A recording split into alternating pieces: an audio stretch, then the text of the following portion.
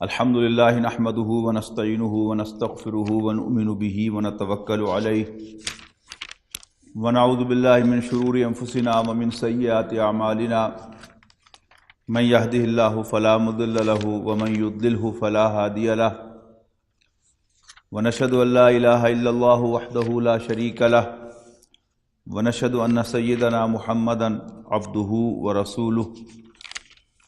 Ursula بالہدی ودین الحق لیظہرہ علی الدین کلہ وکفی باللہ شہیدا صلی اللہ علیہ وسلم تسلیما کثیرا کثیرا اما بعد فاعوذ باللہ من الشیطان الرجیم بسم اللہ الرحمن الرحیم یریدون لیطفئوا نور اللہ بافواہہم واللہ متم نورہ ولو کرہ الکافرون۔ محترم بزرگوں، دوستوں، عزیزوں اور بھائیوں،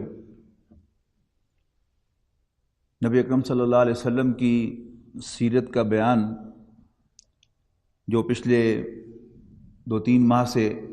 یہاں پر ہو رہا ہے، اور ہم نبی اکرم صلی اللہ علیہ وسلم کی سیرت کو سمجھنے کی کوشش کر رہے ہیں، اس لیے کہ نبی اکرم صلی اللہ علیہ وسلم اوپر سے نیچے تک، سر سے پاؤں تک، اور آپ کی حیات طیبہ روز اول سے روز آخر تک نو انسانی کے لیے ہدایت ہے۔ نبی اکرم صلی اللہ علیہ وسلم کی تشریف آوری کے بعد، بالخصوص وحی کے آغاز کے بعد، نو انسانی کے جس فرد کو بھی زندگی کے کسی معاملے میں کوئی رہنمائی چاہیے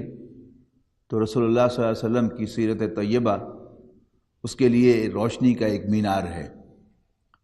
کہ جس روشنی میں وہ اپنی زندگی کا لائحہ عمل اور روڈ میپ بنا سکتا ہے، جس پر چلتے ہوئے کہ وہ کامیابی کی منزلیں طے کر سکے۔ نبی اکرم صلی اللہ علیہ وسلم کی پیدائش ربیع الاول عام الفیل میں ہوئی، یعنی وہ مہینہ، وہ سال کہ جس سال یمن کے ایک بادشاہ جس کا نام ابرہہ تھا، اس نے خانہ کعبہ کو مسمار کرنے کا پروگرام بنایا اور وہ ایک ہاتھیوں کا لشکر لے کر آیا، لیکن راستے ہی میں اللہ تعالیٰ نے اس کے لشکر کو ہاتھیوں سمیت کوڑا بنا دیا، کھایا ہوا بھوسا بنا دیا۔ الم تر کیف فعل ربک باصحاب الفیل الم یجعل کیدہم فی تضلیل فارسل علیہم طیرا ابابیل ترمیہم بحجارۃ من سجیل فجعلہم کعصف مأکول، کہ ان کو کھایا ہوا بھوسا بنا دیا اللہ تعالیٰ نے۔ اور نبی اکرم صلی اللہ علیہ وسلم کا وصال ربیع الاول سن 11 ہجری کو ہوا۔ نبی اکرم صلی اللہ علیہ وسلم کی عمر اس اعتبار سے 63 سال اور 4 دن بنتی ہے۔ نبی اکرم صلی اللہ علیہ وسلم جب آخری حج سے واپس آئے، جس کی تفصیل ہم گزشتہ نشست میں پڑھ چکے ہیں، تو نبی اکرم صلی اللہ علیہ وسلم پر بیماری کی علامات ظاہر ہونا شروع ہو گئیں۔ نبی اکرم صلی اللہ علیہ وسلم نے جو آخری فوجی مہم تیار فرمائی، وہ صفر سن 11 ہجری میں ہوئی، اور نبی اکرم صلی اللہ علیہ وسلم نے ایک بڑے لشکر کی تیاری فرمائی، اور حضرت اسامہ ابن زید رضی اللہ تعالیٰ عنہما، جو بیٹے تھے حضرت زید ابن حارثہ کے، جو نبی اکرم صلی اللہ علیہ وسلم کے آزاد کردہ غلام تھے،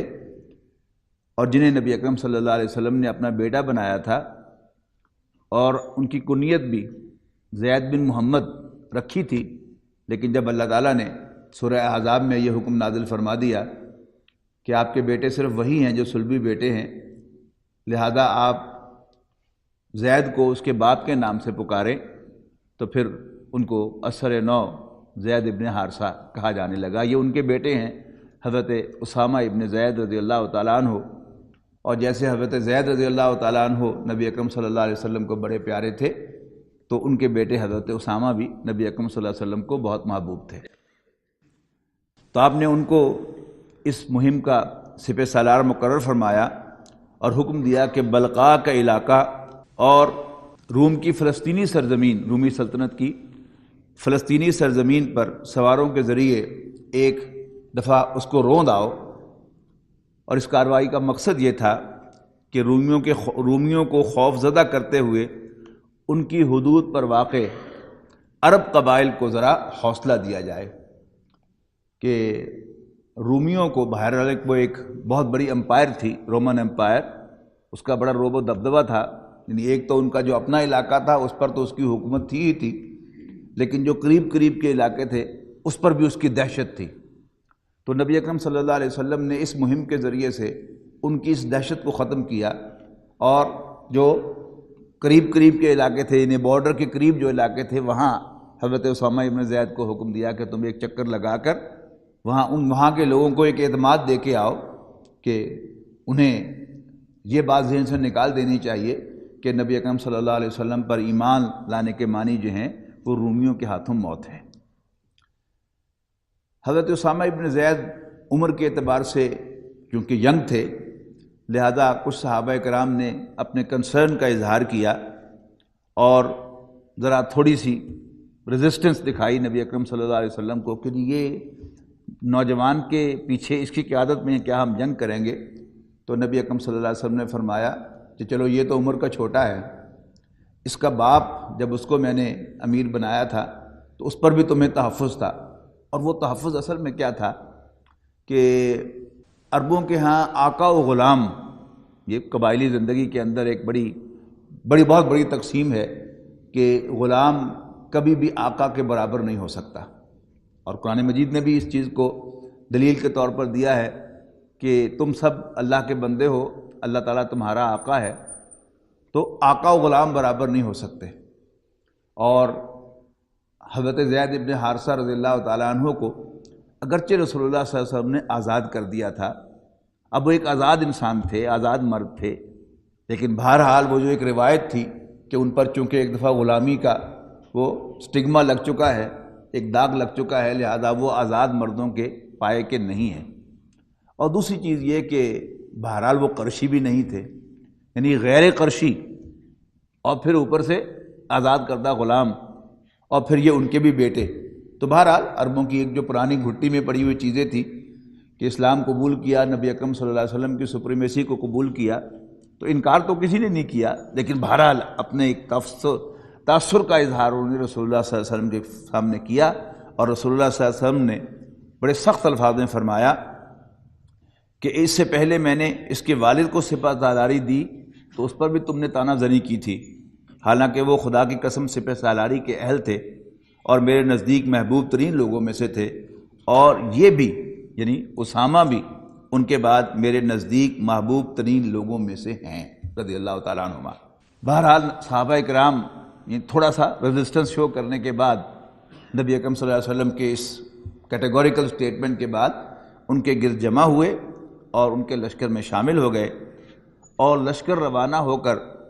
مدینہ منورہ سے 3 میل کی مسافت پر خیمہ زن بھی ہو گیا تھا کہ رسول اللہ صلی اللہ علیہ وسلم کی بیماری کے متعلق تشویشناک خبروں کے سبب آگے نہ بڑھ سکا، بلکہ اللہ کے فیصلے کے انتظار میں وہیں ٹھہرنے پر مجبور ہو گیا۔ اور اللہ کا فیصلہ یہ تھا کہ یہ لشکر حضرت ابوبکر رضی اللہ تعالیٰ عنہ کے دور خلافت کی پہلی فوجی مہم قرار پائے، اور حضرت ابوبکر رضی اللہ تعالیٰ عنہ کی جو اعلیٰ نظری تھی، ان کے اندر جو ڈٹرمینیشن تھی، یہ اس کا ثبوت تھا کہ حضرت ابوبکر رضی اللہ تعالیٰ عنہ نے خلافت کا قلمدان سنبھالتے ہی دوبارہ اس لشکر کو روانہ کرنے کا فیصلہ فرمایا، حالانکہ وہ بڑے کریٹیکل حالات تھے، لیکن حضرت ابوبکر رضی اللہ تعالیٰ عنہ نے یہ بات بڑے واضح الفاظ میں کہہ دی کہ جو لشکر رسول اللہ صلی اللہ علیہ وسلم نے تیار کیا تھا، میں اختیار نہیں رکھتا کہ میں اس لشکر کو روک لوں۔ تو وہ لشکر حضرت ابوبکر رضی اللہ تعالیٰ عنہ نے فائنلی روانہ فرمایا۔ نبی اکرم صلی اللہ علیہ وسلم جب ان تمام کاموں سے فارغ ہو گئے اور جزیرہ نما عرب پر اللہ کا دین غالب ہو گیا، تو نبی اکرم صلی اللہ علیہ وسلم کے جذبات و احساسات، احوال و ظروف اور گفتار میں یعنی گفتگو میں ایسی علامات ظاہر ہونا شروع ہوئیں کہ جن سے معلوم ہوتا تھا کہ آپ اس حیات دنیاوی حیات مستعار جو بانگ کے لائی جاتی ہے، اب اس سے رخصت ہونے والے ہیں، اس کو خیر بات کہنے والے ہیں، جس کے آثار میں نمایاں ترین کیا تھا کہ نبی اکرم صلی اللہ علیہ وسلم نے اس مرتبہ 20 دن کا اعتکاف کیا۔ یعنی نبی اکرم صلی اللہ علیہ وسلم نارملی رمضان المبارک کے آخری عشرے کا اعتکاف فرمایا کرتے تھے۔ اس دفعہ یعنی 10 ہجری کا جو رمضان تھا اس میں نبی اکرم صلی اللہ علیہ وسلم نے 2 عشروں کا اعتکاف فرمایا، یعنی 20 دن کا آپ نے اعتکاف فرمایا۔ پھر حضرت جبرائیل علیہ السلام جو نازل شدہ قرآن مجید ہوتا تھا وہ نبی اکرم صلی اللہ علیہ وسلم کے ساتھ آ کر دہرایا کرتے تھے۔ اس سال حضرت جبرائیل علیہ السلام نے 2 مرتبہ رسول اللہ صلی اللہ علیہ وسلم کے ساتھ قرآن مجید کا دور کیا۔ یہ دور سمجھتے ہیں نا آپ، یہ حفاظ جو ہیں وہ قرآن مجید کا دور کرتے ہیں، ایک دوسرے کو سناتے ہیں، اس کو قرآن مجید کا دور کرنا کہتے ہیں۔ اور رمضان میں وہ اس کا بہت زیادہ اہتمام کرتے ہیں، اس لیے کہ انہوں نے تراویح میں تسلسل کے ساتھ قرآن مجید سنانا ہوتا ہے۔ حجۃ الوداع کے موقع پر آپ نے اعلان بھی فرما دیا تھا کہ مجھے معلوم نہیں، شاید اس سال کے بعد اپنے اس مقام پر میں تم لوگوں سے کبھی نہ مل سکوں، وہ بھی ایک آثار تھا پہلے سے۔ پھر حج کے دوران ہی نبی اکرم صلی اللہ علیہ وسلم نے جمرہ عقبہ کے پاس فرمایا تھا کہ مجھ سے اپنے حج کے اعمال سیکھ لو، کیونکہ میں اس سال کے بعد غالباً حج نہ کر سکوں گا۔ یعنی یہ اشارے تھے، اگرچہ یہ نہیں کہا کہ اس سال کے بعد میں ہوں گا ہی نہیں، اشارہ کیا کہ میں اس سال کے بعد حج نہیں کر سکوں گا۔ اس سے بھی اندازہ ہو گیا کہ نبی اکرم صلی اللہ علیہ وسلم کی اب واپسی جو ہے وہ ہونے والی ہے۔ اس کے بعد اوائل صفر سن 11 ہجری میں آپ دامن احد میں تشریف لے گئے، اور وہاں جا کر آپ نے یعنی شہدائے احد کے لیے ایک غیر معمولی دعا فرمائی۔ گویا ایسے معلوم ہوا کہ جیسے آپ زندوں اور مردوں سے رخصت ہو رہے ہیں۔ پھر واپس آ کر آپ منبر پر تشریف فرما ہوئے اور فرمایا، میں تمہارا امیر کارواں ہوں اور تم پر گواہ ہوں، بخدا میں اس وقت اپنا حوض یعنی حوض کوثر دیکھ رہا ہوں۔ مجھے زمین اور زمین کے خزانوں کی کنجیاں عطا کی گئی ہیں، اور بخدا مجھے یہ خوف نہیں ہے کہ میرے بعد تم شرک کرو گے، البتہ اندیشہ اس کا ہے کہ دنیا طلبی میں باہم ایک دوسرے کے ساتھ مقابلہ کرو گے، اور یہ بالکل ہمارے سامنے کا روز کا تجربہ ہے۔ ہم خود نبی اکرم صلی اللہ علیہ وسلم کی اسی پیش گوئی کا ایک ثبوت ہے کہ دنیا میں ایک دوسرے سے آگے بڑھنا، دنیا کمانا، دنیا بنانا، یہ کیا ہے؟ یہ ہم سب کا الا ماشاء اللہ دستور زندگی ہے۔ پھر ایک اور غیر معمولی واقعہ یہ پیش آیا کہ نبی اکرم صلی اللہ علیہ وسلم نصف شب کو جنت البقیع میں، یعنی جو قبرستان ہے مسجد نبوی کے پاس، وہاں تشریف لے گئے اور اہل بقیع کے لیے دعائے مغفرت فرمائی،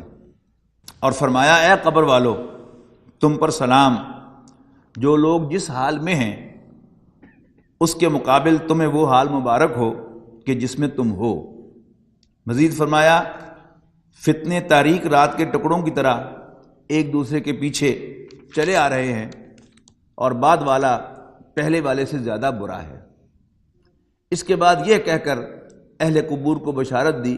کہ ہم بھی تم سے آ ملنے والے ہیں۔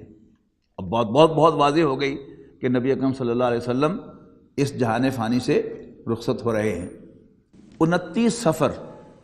جب حساب لگائیے کہ اگر صفر کا مہینہ وہ 30 کا تھا تو نبی اکرم صلی اللہ علیہ وسلم کے وصال میں 14 دن باقی ہیں، اور اگر وہ 29 ہی کا تھا تو پھر 13 دن باقی ہیں کہ نبی اکرم صلی اللہ علیہ وسلم ایک جنازے میں جنت البقیع تشریف لے گئے۔ واپسی پر راستے ہی میں درد سر شروع ہو گیا، اور حرارت اتنی تیز ہو گئی کہ سر پر آپ نے ایک پٹی باندھی، اس پٹی کے اوپر سے بھی نبی اکرم صلی اللہ علیہ وسلم کا جو ٹیمپریچر تھا وہ محسوس ہو رہا تھا کہ وہ کافی زیادہ ہے، اور یہ آپ کے مرض وفات کا آغاز تھا۔ یعنی مرض وفات اس بیماری کو کہتے ہیں کہ جس بیماری سے انسان تندرست ہو کر اٹھ نہ سکے اور پھر اللہ تعالیٰ کے پاس چلا جائے، اسے مرض وفات کہتے ہیں۔ یہ ایک شرعی اصطلاح ہے، آپ کو بہت سے معاملات میں یعنی اس اصطلاح سے واسطہ پیش آتا ہے کہ مرض وفات شروع ہو جانے کے بعد کوئی انسان 1/3 سے زیادہ کی وصیت نہیں کر سکتا اپنی جائیداد اور اپنے مال میں سے۔ یعنی اب اس کا چونکہ مرض وفات شروع ہو گیا، اب اس کا جو مال ہے وہ ورثاء کا مال شمار ہوتا ہے، اس پر صرف 1/3 پر اسے اختیار حاصل ہے، اس کی وصیت وہ کر سکتا ہے وصیت کے قانون کے اندر، اس سے زیادہ پر وہ وصیت نہیں کر سکتا۔ اب چونکہ نبی اکرم صلی اللہ علیہ وسلم کا یہ مرض وفات شروع ہو گیا اور دن بدن آپ کی طبیعت بوجھل سے بوجھل ہوتی چلی گئی، نبی اکرم صلی اللہ علیہ وسلم نے بار بار اپنی ازواج سے کہا کہ بھلا کل میں کہاں رہوں گا، بھلا کل میں کہاں رہوں گا، بھلا کل میں کہاں رہوں گا۔ تو ازواج مطہرات نے محسوس کیا کہ اب نبی اکرم صلی اللہ علیہ وسلم ان سے اجازت مانگ رہے ہیں کہ میں کہاں مستقل سکونت اختیار کر لوں، تو انہوں نے بخوشی نبی اکرم صلی اللہ علیہ وسلم کو اس کی اجازت دی، اور نبی اکرم صلی اللہ علیہ وسلم نے حضرت عائشہ رضی اللہ تعالی عنہ کے حجرے میں جا کر قیام فرمانا پسند فرمایا، اور طبیعت اتنی خراب تھی کہ نبی اکرم صلی اللہ علیہ وسلم حضرت علی رضی اللہ تعالی عنہ، یہ بھی حضور صلی اللہ علیہ وسلم کے چچا زاد بھائی ہیں اور داماد بھی ہیں، اور حضرت عباس کے بیٹے فضل بن عباس، ان دونوں حضرات کے کندھوں کا سہارا لے کر پاؤں گھسیٹتے ہوئے حضرت عائشہ رضی اللہ تعالی عنہ کے حجرے تک پہنچے۔ یعنی مطلب کیا ہے کہ اب نبی اکرم صلی اللہ علیہ وسلم کے لیے چلنا پھرنا بھی ممکن نہیں تھا،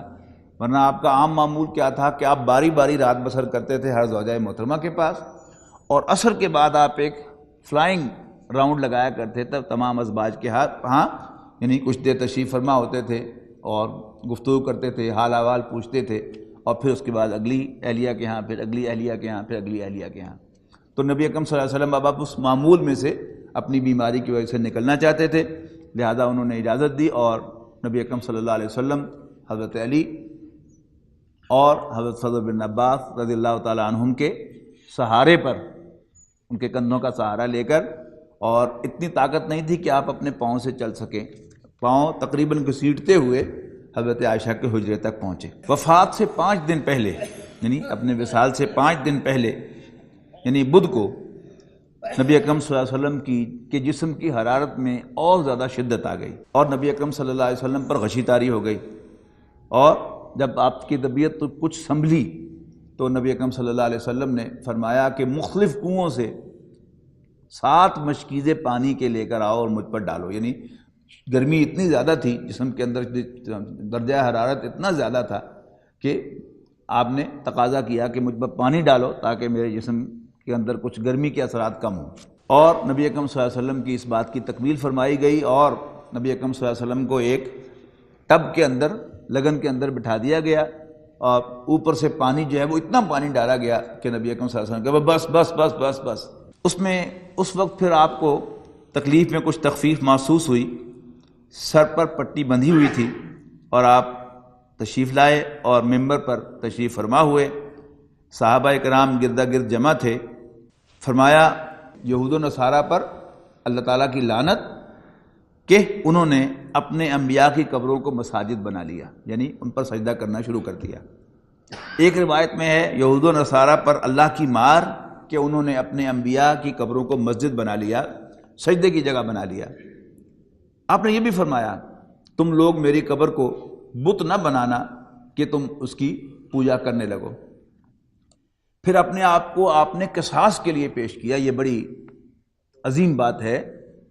کہ اللہ کے نبی ہونے کے باوجود اور تمام صحابہ کرام کے محبوب ترین شخص ہونے کے باوجود نبی اکرم صلی اللہ علیہ وسلم نے اللہ کے ہاں جو جواب دہی ہے اس کا پورا بندوبست کیا ہے کہ میرے ذمے کسی کا کچھ نہ رہے۔ آپ نے اپنے آپ کو قصاص کے لیے پیش کیا کہ میں نے کسی کی پیٹھ پر کوڑا مارا ہو تو میری پیٹھ بھی اس کے لیے حاضر ہے اور بدلہ لے لے، اور کسی کی بے آبروئی کی ہو تو میری آبرو بھی حاضر ہے کہ وہ میری بے آبروئی کر لے۔ اس کے بعد آپ ممبر سے نیچے اترے اور ظہر کی نماز عطا فرمائی اور پھر ممبر پر تشریف لے گئے اور عداوت وغیرہ کے متعلق اپنی پچھلی بات پھر دہرائی۔ ایک شخص نے کہا کہ آپ کے ذمے میرے 3 درہم باقی ہیں، تو نبی اکرم صلی اللہ علیہ وسلم نے اپنے چچا زاد بھائی حضرت فضل بن عباس رضی اللہ تعالیٰ عنہما سے کہا کہ یہ ادا کر دو۔ پھر نبی اکرم صلی اللہ علیہ وسلم نے فرمایا میں تمہیں انصار کے بارے میں وصیت کرتا ہوں کیونکہ وہ میرے قلب و جگر ہیں۔ انہوں نے اپنی ذمہ داری پوری کر دی، یعنی رسول اللہ صلی اللہ علیہ وسلم اور آپ کے ساتھیوں کو پناہ دے کر۔ یہ انصار کا لفظ جو ہے اس کو بھی سمجھ لیجیے، یہ قرآن مجید کی اصطلاح ہے۔ سورۃ الانفال کے آخر میں یہ بات آئی ہے کہ ان الذین آمنوا وہاجروا وجاہدوا فی سبیل اللہ، بے شک وہ لوگ جو ایمان لائے اور انہوں نے ہجرت کی اللہ کے راستے میں اور جہاد کیا، والذین آووا ونصروا، اور وہ لوگ جنہوں نے ان کو پناہ دی اور ان کی مدد فرمائی، اولئک ھم المؤمنون حقا، یہ سب کے سب سچے مومن ہیں۔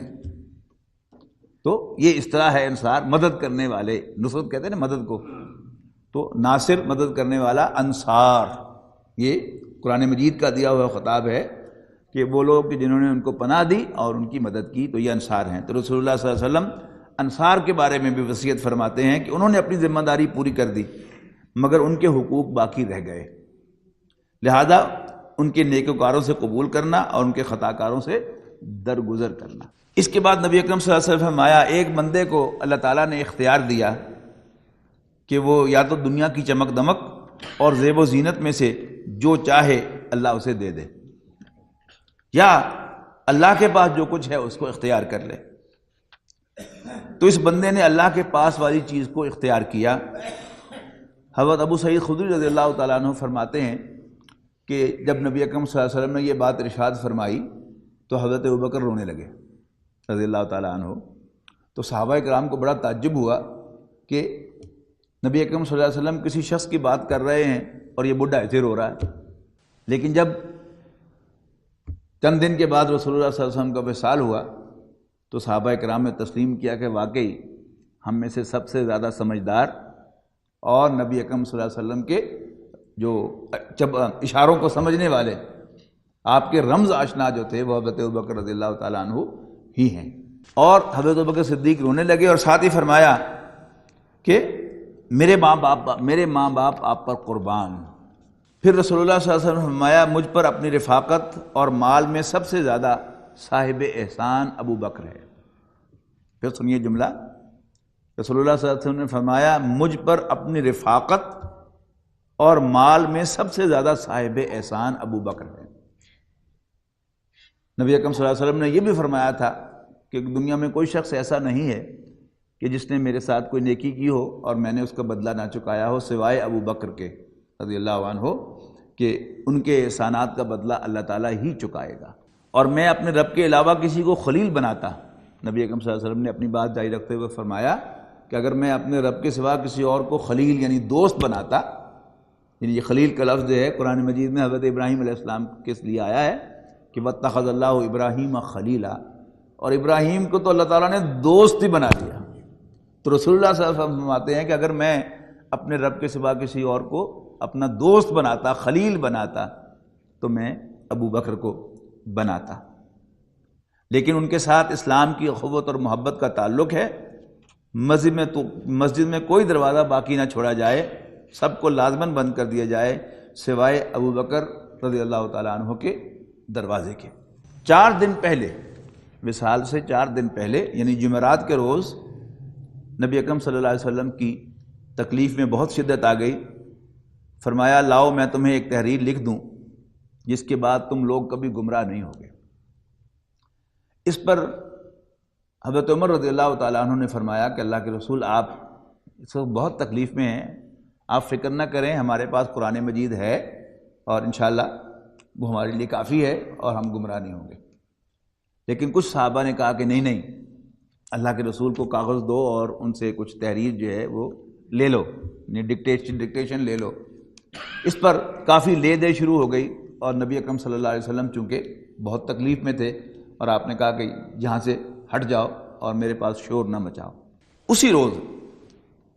آپ نے 3 باتوں کی وصیت فرمائی۔ پہلی بات یہ کہ یہود و نصارہ و مشرکین کو جزیرۃ العرب سے نکال دینا۔ دوسرے اس بات کی وصیت فرمائی کہ وفود کی اسی طرح مہمان نوازی اور حسن سلوک کرنا وفود کے ساتھ جس طرح نبی اکرم صلی اللہ علیہ وسلم خود کیا کرتے تھے۔ اور تیسری بات جو ہے وہ راوی جو ہے وہ بھول گیا ہے کہ تیسری بات وہ کون سی تھی، لیکن اندازہ یہ ہے کہ نبی اکرم صلی اللہ علیہ وسلم نے الصلاۃ الصلاۃ اور تمہارے ملک یمین، تمہارے غلام اور لونڈیاں، یعنی وصیت فرمائی تھی کہ نماز کی حفاظت کرنا، نماز کی حفاظت کرنا اور غلاموں اور لونڈیوں کا خیال رکھنا۔ مرض کی شدت کے باوجود اس دن تک، یعنی اپنے وصال سے 4 دن پہلے تک نبی اکرم صلی اللہ علیہ وسلم نے تمام نمازیں خود پڑھائیں، یہاں تک کہ جمعرات کے دن بھی، یعنی جمعے کی شام شروع ہو گئی، مغرب کی نماز آپ نے خود پڑھائی۔ اس کے بعد عشاء کے لیے آپ تشریف نہیں لا سکے اور دریافت فرمایا کہ کیا لوگ جمع ہو گئے نماز کے لیے؟ حضرت عائشہ نے فرمایا یہاں اللہ کے رسول نماز پڑھ لی۔ انہوں نے کہا نہیں، وہ آپ کے منتظر ہیں۔ تو آپ اٹھے اور آپ نے غسل فرمایا، پھر آپ پر غشی طاری ہوئی اور آپ جو ہے وہ پھر سو گئے۔ اس کے بعد پھر نبی اکرم صلی اللہ علیہ وسلم اٹھے، آپ نے پھر وہی سوال کیا تو حضرت عائشہ نے بتایا کہ جی لوگ آپ کے منتظر ہیں۔ تو انہوں نے کہا اچھا پانی دو، غسل فرمایا اور پھر آپ پر وہی کیفیت طاری ہوئی۔ تیسری مرتبہ بھی یہی ہوا۔ آخر نبی اکرم صلی اللہ علیہ وسلم نے حضرت ابوبکر رضی اللہ تعالیٰ عنہ کو کہلوا بھیجا کہ وہ نماز پڑھائیں، اور 17 نمازیں رسول اللہ صلی اللہ علیہ وسلم کی حیات طیبہ کے اندر حضرت ابوبکر رضی اللہ تعالیٰ عنہ نے مسجد نبوی میں مسلمانوں کو پڑھائیں۔ حضرت عائشہ رضی اللہ تعالیٰ عنہ بارہا رسول اللہ صلی اللہ علیہ وسلم سے یہ کہتی رہیں کہ آپ میرے والد ابوبکر کی بجائے کسی اور کو یہ ذمہ داری سونپیں، اس لیے کہ میرے والد بڑے نرم دل ہیں، رقیق القلب ہیں، اور ان پر رقت طاری ہو جائے گی نمازی کے اندر اور رونے لگیں گے اور وہ نماز نہیں پڑھا سکیں گے۔ اور اگر اسی حال میں آپ کا وصال واقع ہوا تو لوگ اس کو بدشگونی کے طور پہ لیں گے، لیکن نبی اکرم صلی اللہ علیہ وسلم نے کہا کہ نہیں، ابو بکر ہی نماز پڑھائیں گے، اور حضرت ابو بکر رضی اللہ تعالیٰ عنہ ہی نماز پڑھاتے رہے۔ ایک روز نبی اکرم صلی اللہ علیہ وسلم کی طبیعت کچھ بہتر ہوئی اور آپ کو تخفیف محسوس ہوئی اپنی بیماری کے اندر، تو آپ ظہر کے وقت تشریف لائے تو حضرت ابوبکر صدیق رضی اللہ تعالیٰ عنہ پیچھے ہٹنے لگے کہ آپ نماز پڑھائیں گے، تو حضور صلی اللہ علیہ وسلم نے اشارہ فرمایا کہ نہیں، تم ہی نماز پڑھاؤ، اور جن صحابہ کے ایک سہارے پر آپ تشریف لائے تھے ان سے کہا کہ تم مجھے ابوبکر کے ساتھ بٹھا دو۔ تو قاعدہ جیسا کہ آپ کو معلوم ہوگا کہ اگر ایک امام اور ایک مقتدی ہو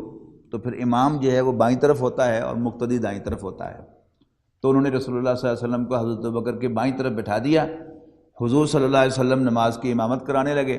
اور حضرت ابوبکر رضی اللہ تعالیٰ عنہ تکبیر کہنے لگے، جیسے ہوتا ہے نا یہاں پر کہ امام جو ہے اس کی آواز دور تک نہ پہنچ رہی ہو تو پیچھے کوئی مکبر کھڑا کیا جاتا ہے، مکبر جو تکبیر اونچی آواز سے کہتا ہے۔ تو اب وہ فنکشن جو ہے وہ ساتھ کھڑے ہوئے حضرت ابوبکر ادا کرتے رہے اور نبی اکرم صلی اللہ علیہ وسلم کی امامت میں گویا صحابہ کرام نے نماز عطا فرمائی۔ ایک دن پہلے یا 2 دن پہلے، مراد کیا ہے؟ ہفتہ یا اتوار، یعنی سوموار کو رسول اللہ صلی اللہ علیہ وسلم کا وصال ہوا ہے۔ نبی اکرم صلی اللہ علیہ وسلم نے اپنے غلاموں کو آزاد فرما دیا، اور ساتھ ہی آپ کے گھر میں 7 دینار تھے، وہ بھی صدقہ فرما دیے، اور رات میں چراغ جلانے کے لیے حضرت عائشہ رضی اللہ تعالی عنہا نے تیل پڑوسن سے ادھار لیا۔ آپ کی ذرا ایک یہودی کے پاس 30 سا یعنی کوئی 75 کلو جو کے عوض رہن رکھی ہوئی تھی، ان سب کا آپ نے حساب کتاب چکایا۔ حیات مبارکہ کے آخری دن یعنی سوموار کے دن، یہ ہے 12 ربیع الاول سن 11 ہجری، نبی اکرم صلی اللہ علیہ وسلم نماز پڑھانے کے لیے تشریف تو نہ لائے، لیکن جب حضرت ابوبکر صدیق فجر کی نماز پڑھا رہے تھے تو نبی اکرم صلی اللہ علیہ وسلم نے حجرے کا پردہ، جو مسجد میں دروازہ کھلتا تھا، اس کا پردہ اٹھایا تو صحابہ کرام بڑے بے تاب ہوئے۔ یعنی صحابہ کہتے ہیں کہ ایسا جی چاہتا تھا کہ ہم نماز توڑ کر یا نماز کے اندر ہی رسول اللہ صلی اللہ علیہ وسلم کی تیمارداری کریں گے، حضور آپ کی طبیعت کیسی ہے، یعنی تصور کیجیے نا کہ کیا کیفیت ہوگی صحابہ کرام کی. لیکن رسول اللہ صلی اللہ علیہ وسلم صرف مسکرائے دیکھ کر کے جی صحابہ کرام جو ہیں وہ میرے بغیر بھی حضرت ابوبکر کی قیادت میں نماز ادا کر رہے ہیں، اور یہ گویا رسول اللہ صلی اللہ علیہ وسلم کا آخری دیکھنا تھا صحابہ کرام کو اجتماعی طور پر. آپ نے تبسم فرمایا اور حضرت ابوبکر رضی اللہ تعالیٰ عنہ پیچھے ہٹنے لگے، اور انہوں نے سمجھا کہ رسول اللہ صلی اللہ علیہ وسلم تشریف لانا چاہتے ہیں. حضرت انس کا بیان ہے کہ رسول اللہ صلی اللہ علیہ وسلم کے اس اچانک ظہور سے مسلمان اس قدر خوش ہوئے کہ چاہتے تھے کہ نماز کے اندر ہی فتنے میں پڑ جائیں، یعنی نماز چھوڑ کر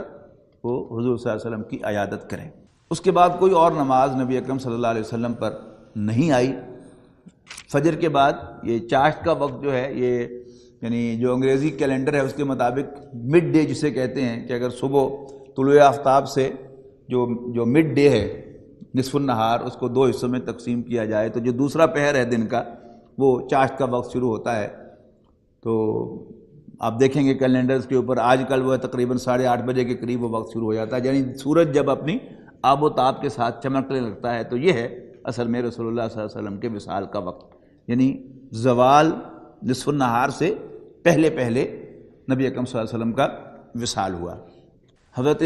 فاطمہ رضی اللہ تعالیٰ عنہ کو رسول اللہ صلی اللہ علیہ وسلم نے بلوایا اور کان میں ان سے کوئی بات کہی تو وہ رونے لگی. پھر دوبارہ اشارہ کیا اور پھر کان میں کچھ کہا، وہ ہنسنے لگی. حضرت عائشہ کہتی ہیں کہ فرماتی ہیں کہ میں نے بعد میں فاطمہ سے پوچھا کہ کیا معاملہ تھا. انہوں نے کہا کہ آپ نے مجھے بتایا کہ میں اس دنیا سے جا رہا ہوں. اس پر میں رو پڑی. دوبارہ آپ نے فرمایا کہ تمام جو بھی قریبی اعزہ ہیں ان میں سے سب سے پہلے تم میرے پاس آؤ گے. اس پر میں ہنس دی، میں خوش ہو گئی. آپ کی طبیعت یعنی لمحہ بڑھتی چلی جا رہی تھی خرابی کی طرف، اور نبی اکرم صلی اللہ علیہ وسلم پر جو آخری آثار ہوتے ہیں موت کے، وصال کے، وہ ظاہر ہو رہے تھے. نبی اکرم صلی اللہ علیہ وسلم پر بہت کمزوری طاری تھی، تو حضرت عائشہ رضی اللہ تعالیٰ عنہ نے اپنے جسم کے ساتھ حضور صلی اللہ علیہ وسلم کی ٹیک لگوا دی اور آپ کو بٹھا دیا. حضرت فضل بن عباس رضی اللہ تعالیٰ عنہ حاضر خدمت ہوئے، ان کے ہاتھ میں مسواک تھا. تو رسول اللہ صلی اللہ علیہ وسلم نے اس کی طرف دیکھا تو حضرت عائشہ نے پوچھا کہ مسواک چاہتے ہیں آپ لینا؟ انہوں نے کہا ہاں. تو مسواک لے کر حضور صلی اللہ علیہ وسلم نے اس کو منہ میں ڈالا، لیکن چونکہ کمزوری بہت زیادہ تھی تو آپ مسواک چبا نہیں سکے. تو حضرت عائشہ رضی اللہ تعالیٰ عنہ نے عرض کی کہ اللہ کے رسول یہ آپ کو نرم کر کے دوں؟ تو حضور نے فرمایا اشارے سے ہاں. تو حضرت عائشہ رضی اللہ تعالیٰ عنہ نے وہ مسواک نرم کر کے رسول اللہ صلی اللہ علیہ وسلم کو پیش کی، اور آپ نے خوب اچھی طرح سے مسواک کی، اور پھر آپ نے پانی کے چھینٹے اپنے منہ پر مارے اور بار بار پانی میں ہاتھ ڈبو کر اپنے چہرہ مبارک پر پھیرے. اور حضرت عائشہ رضی اللہ تعالیٰ عنہ اپنے لیے یہ بہت بڑی سعادت سمجھتی تھی کہ نبی اکرم صلی اللہ علیہ وسلم کا وصال میرے حجرے میں ہوا، اور آپ کا وصال میرے ساتھ ٹیک لگائے ہوئے ہوا، اور آپ کا تھوک اور میرا تھوک اس مسواک کے ذریعے سے آپس میں ملے. تو یہ ان کے لیے واقعتاً بہت بڑا اعزاز تھا. اور ظاہر ہے کہ یہ رتبہ جو ہے، یہ رتبہ بلند ملا جس کو مل گیا. صحابہ کرام کا بالعموم اور ازواج مطہرات کا رسول اللہ صلی اللہ علیہ وسلم کے ساتھ جو قریبی تعلق تھا، یہ ان کا نصیب ہے جو ہم میں سے کسی کو نصیب نہیں ہو سکتا. مسواک سے فارغ ہوتے ہی آپ نے ہاتھ یا انگلی اٹھائی اور چھت کی طرف بلند کی، اور دونوں ہونٹوں پر کچھ حرکت ہوئی. حضرت عائشہ رضی اللہ تعالیٰ نے کان لگایا تو آپ فرما رہے تھے کہ ان انبیاء و صدیقین و شہداء و صالحین کے ہمراہ جنہیں تو نے انعام سے نوازا. یہ سورہ مائدہ کی ایک یا سورہ نساء کی ایک آیت ہے کہ جس میں فرمایا گیا کہ وہ لوگ کہ جن پر اللہ تعالیٰ نے انعام کیا کہ جو صدیقین، انبیاء، صدیقین، شہداء اور صالحین میں سے. یا پڑھیں گے اکثر سورہ فاتحہ کی شرح میں جہاں انعمت علیہم کی شرح آتی ہے کہ ان لوگوں کا راستہ دکھا جن پر تو نے انعام کیا. تو اللہ تعالیٰ کے انعام یافتہ کون کون لوگ ہیں؟ انبیاء کرام، پھر صدیقین، پھر شہداء اور پھر عام صالحین. تو نبی اکرم صلی اللہ علیہ وسلم نے اس آیت کی طرف اشارہ کیا کہ یا اللہ مجھے بھی ان کی رفاقت میں لے جا اور پھر مجھے بخش دے، مجھ پر رحم فرما اور مجھے رفیق اعلیٰ میں پہنچا دے، یعنی ان لوگوں کے ساتھ رفاقت مجھے عطا فرما دے۔ اللہم فی الرفیق الاعلیٰ، اللہم فی الرفیق الاعلیٰ۔ آخری فقرہ آپ نے 3 مرتبہ دہرایا اور اسی وقت آپ کا ہاتھ جھک گیا اور آپ اپنے خالق حقیقی سے، اپنے رب تعالیٰ سے جا کر مل گئے۔ انا للہ و انا الیہ راجعون۔ یہ واقعہ 12 ربیع الاول سن 11 ہجری بروز سوموار اور چاشت کی شدت کے وقت پیش آیا، یعنی جو برائٹ دن ہوتا ہے چاشت کا وقت، جیسا کہ میں نے عرض کیا کہ آج کل کیلنڈر میں آپ دیکھیں گے تو 8:30 بجے کے قریب شروع ہوتا ہے، یوں سمجھے کہ اس میں بھی ذرا اور 1-2 گھنٹے کا اضافہ کر لیں کہ جب دھوپ پوری شدت کے ساتھ چمک رہی ہوتی ہے، وہ نبی اکرم صلی اللہ علیہ وسلم کے وصال کا وقت ہے، اور حضور صلی اللہ علیہ وسلم کے وصال کی خبر جو ہے وہ آنن فانن پورے مدینہ منورہ میں پھیل گئی۔ حضرت عمر رضی اللہ تعالیٰ عنہ نے اس پر ایک بڑا سخت موقف اختیار کیا،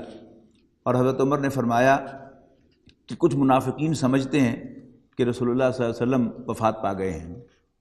لیکن حقیقت یہ ہے کہ رسول اللہ صلی اللہ علیہ وسلم کی وفات نہیں ہوئی، اور آپ نے اپنے رب کے پاس تشریف لے گئے ہیں، جیسے موسیٰ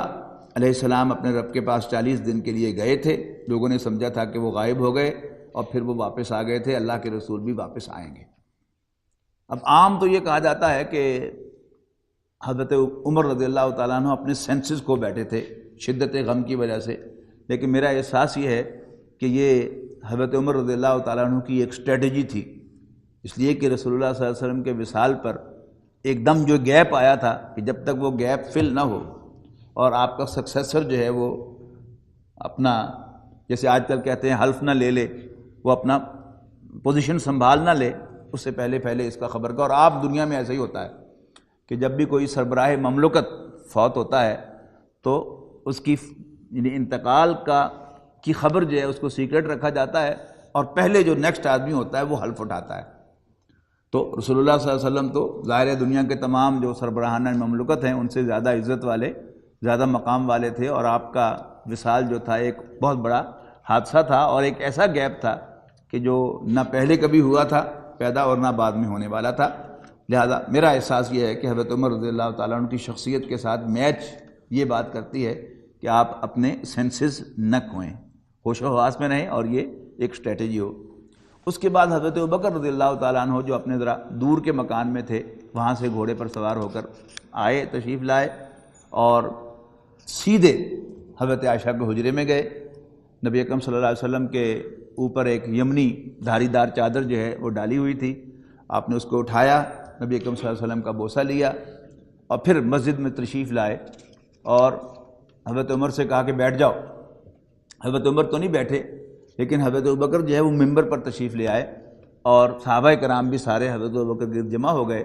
تو حضرت ابوبکر رضی اللہ تعالیٰ عنہ نے ایک بڑا عجیب خطبہ ارشاد فرمایا۔ آپ نے اللہ تعالیٰ کی حمد و ثنا کے بعد فرمایا کہ من کان یعبد محمدًا صلی اللہ علیہ وسلم فإن محمدًا قد مات۔ جو شخص بھی تم میں سے حضرت محمد صلی اللہ علیہ وسلم کی عبادت کرتا تھا وہ جان لے کہ اللہ کے رسول وفات پا گئے۔ ومن کان یعبد اللہ، البتہ جو بھی اللہ کی عبادت کرتا تھا وہ یاد رکھے کہ فہو حی لا یموت، کہ اللہ تعالیٰ زندہ ہے اور وہ کبھی نہیں مرے گا۔ اور پھر سورہ آل عمران کی وہ آیت کوٹ کی کہ وما محمد الا رسول، کہ محمد ایک رسول ہی تو ہیں، قد خلت من قبلہ الرسل، اور ان سے پہلے بھی بہت سے رسول ہو گزرے۔ افإن مات أو قتل انقلبتم على أعقابكم، کیا اگر وہ فوت ہو جائیں یا اللہ کے راستے میں قتل ہو جائیں، شہید ہو جائیں، تو تم اپنی ایڑیوں کے بل کفر میں لوٹ جاؤ گے؟ تو حضرت عمر فرماتے ہیں رضی اللہ تعالیٰ عنہ کہ مجھے ایسے معلوم ہوا کہ یہ آیت ابھی نازل ہوئی ہے، اور اس آیت پر وہ تمام صحابہ کا جو ایک اضطراب تھا، ایک عجیب سی کیفیت تھی، وہ ساری جو ہے وہ سیٹل ہو گئی حضرت ابوبکر رضی اللہ تعالیٰ عنہ سے خطبے سے۔ اور پھر اس کے بعد یعنی رسول اللہ صلی اللہ علیہ وسلم کی جو تجہیز و تکفین ہوئی ہے وہ اگلے دن ہوئی ہے، یعنی وہ جو اہم معاملہ تھا سیکشن کا، پہلے اس کو طے کیا گیا، حضرت ابوبکر رضی اللہ تعالیٰ عنہ کی خلافت طے ہوئی اور آپ کی بیعت ہوئی، اور پھر اس کے بعد نبی اکرم صلی اللہ علیہ وسلم کو کفن دیا گیا 3 چادروں کے اندر، اور وہ اشخاص کے نام بھی سیرت کی کتابوں میں موجود ہیں کہ جن لوگوں نے رسول اللہ صلی اللہ علیہ وسلم کو غسل دیا، اور پھر اس کے بعد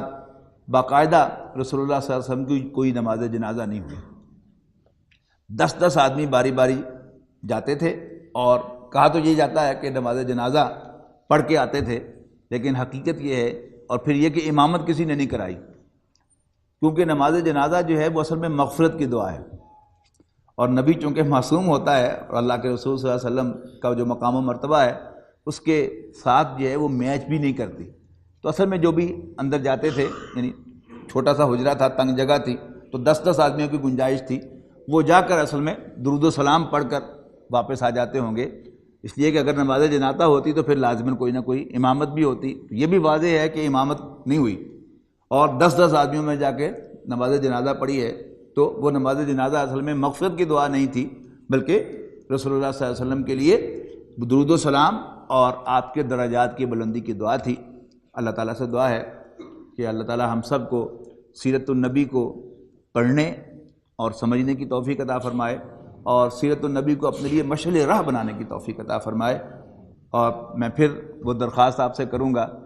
کہ آپ حضرات میں سے جنہوں نے ابھی تک زندگی میں کوئی سیرت کی کتاب نہیں پڑھی، وعدہ کیجیے اپنے ساتھ، میرے ساتھ نہیں، اپنے ساتھ وعدہ کیجیے اللہ تعالیٰ کو حاضر ناظر جان کر کہ آپ سیرت النبی کی کوئی کتاب ضرور پڑھیں گے، اپنی پسند کے آتھر کے پڑھیے، اپنے فرقے اپنے مسلک کے آتھر کی پڑھیے، لیکن ضرور پڑھیے، ہو وہ آبجیکٹو سیرہ، یعنی پہلے دن سے لے کر آپ کے وصال تک خود آپ پر واضح ہو جائے گا کہ نبی اکرم صلی اللہ علیہ وسلم کی سنت، آپ کا طرز زندگی کیا تھا، آپ نے کن مشاغل میں وقت گزارا، آپ نے اپنی اس حیات طیبہ بھائی خاص طور پر یعنی جو 23 سال گزرے ہیں وہی کے آغاز کے بعد، اس میں آپ کے مشاغل کیا رہے، آپ کی سرگرمیاں کیا رہیں، آپ کا مشن کیا تھا، اور آپ نے اس کے لیے کیا کیا محنت کی۔ آخر دعوانا الحمدللہ رب العالمین۔